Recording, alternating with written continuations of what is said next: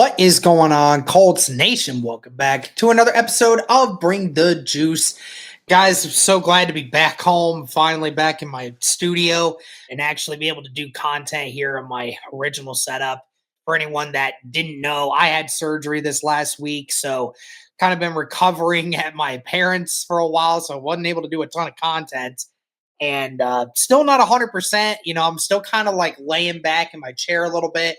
So I do apologize if it doesn't look as good as it normally does. It's kind of just been, keeping myself afloat for right now, dealing with, just everything with the surgery and whatnot. But nevertheless, we're here to do some content and talk about some studs and duds from the Indianapolis Colts versus the Tennessee Titans.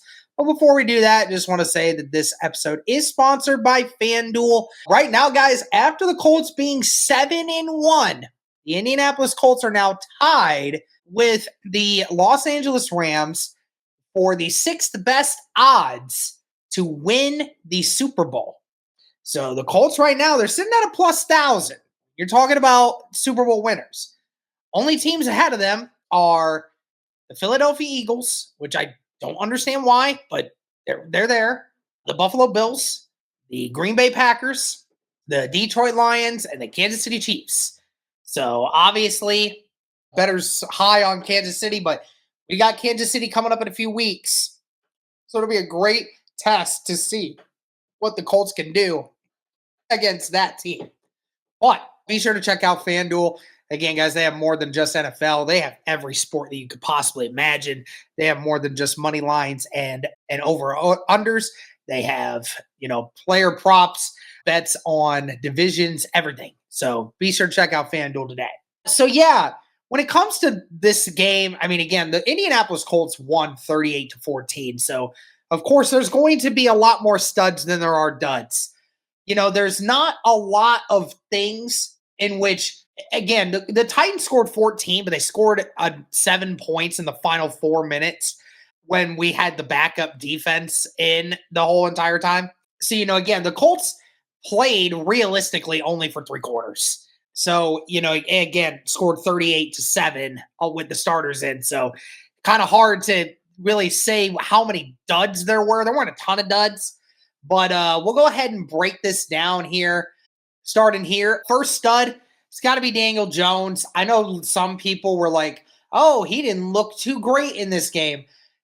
Guys, he had 2 drives. He had 2 drives where he, the Colts were trying to do something offensively, and there were a couple plays that didn't go in his favor. Okay, but nevertheless, Daniel Jones was still sharp, still poised, making great throws, was 21-29 for 272 yards, 3 touchdowns, had a QBR of a 67.4, but had a QB rating or a passer rating of 136. So, again, it wasn't the greatest day from Daniel Jones that we've seen. From a statistical standpoint, it kind of is. It's close to the best day he's had. But again, I felt like the Colts were trying to do things with working on plays in that first half that, maybe the Colts don't typically run, but they knew they could handle it because they were playing the Titans. But nevertheless, it was a good day from Daniel Jones.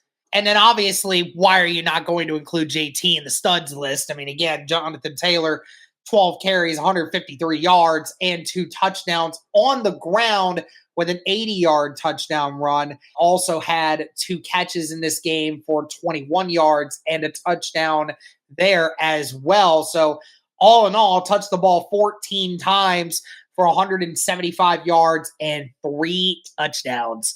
It is the 3rd game in a row in which Jonathan Taylor has scored 3 touchdowns or more against the same opponent in the Tennessee Titans. First time in NFL history that's been done. Jonathan Taylor continues to impress everyone. He is a stud, no question about it. And then as far as the weapons go, I could have included a few different guys in this, but as far as one that really stood out, it was Michael Pittman in this game. Like I said, Alec Pierce, he did a couple good things. Tyler Warren, he did a couple good things. Josh Downs, he did a couple of good things.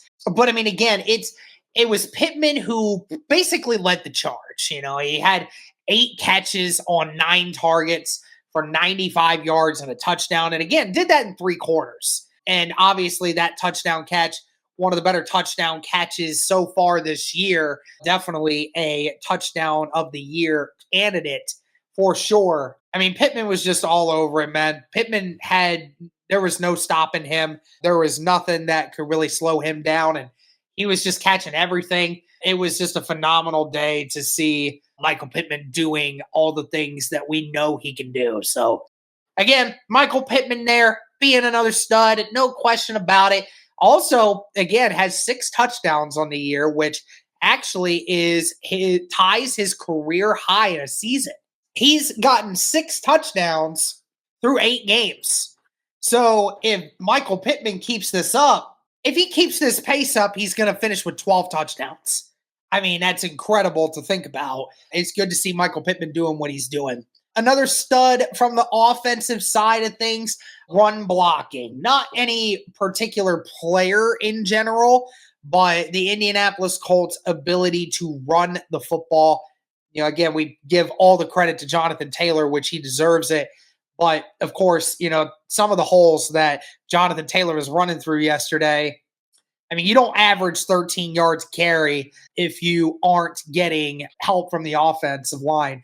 And even if you took the 80-yard run out of it, still had 11 carries for 73 yards, which is almost 7 yards carry. So, I mean, again, he definitely has his offensive line to thank for it. That run blocking yesterday was just absolutely crazy. We knew it was going to happen because Jeffrey Simmons was not available for this game. They didn't have anybody else to replace him, really, and it really hurt them going into this matchup. Defensively, I think there's 2 performances that really stand out. Kenny Moore was one of them. You know, had a half sack with Latu in this game. Kenny Moore had a couple of pass breakups there as well.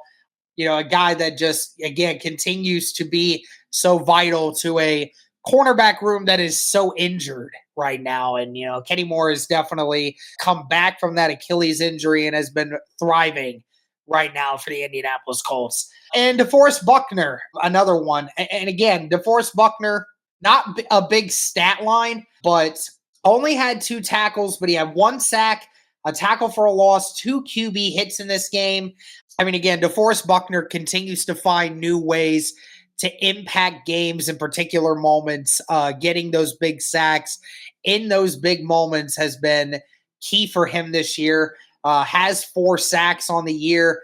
So, I mean, he could finish with over 8 sacks if he keeps this up. And again, for a guy that, you know, gets double teamed a lot, I mean, and he takes advantage of the times that he doesn't, forces quarterbacks to have to get rid of it before they want to. So, all in all, I really like what he's doing right now and what he did on Sunday, being that enforcer up front. He definitely is a stud for this matchup. Duds. And like I said, more studs than duds. So what's going to happen when you have a game like this? All in all, I will say this. I think the pass blocking, all in all, wasn't too great. I know Daniel Jones was able to do a lot of good things yesterday, but he was sacked 3 times. Now, I will give credit to the offensive line on one of them. I believe Daniel Jones was at fault for one of those sacks. But, I mean, again, Daniel Jones only got sacked 6 times in the first 7 games prior to this. And then you just doubled, or you basically increased his sack production by 50% in this one game. He definitely faced a lot more pressure than what I would have liked from the Tennessee Titans, who were without Jeffrey Simmons. But, I mean, again, I don't think the pass blocking was terrible, but in comparison to what it normally is, yeah, it wasn't as great as it could have been in that game.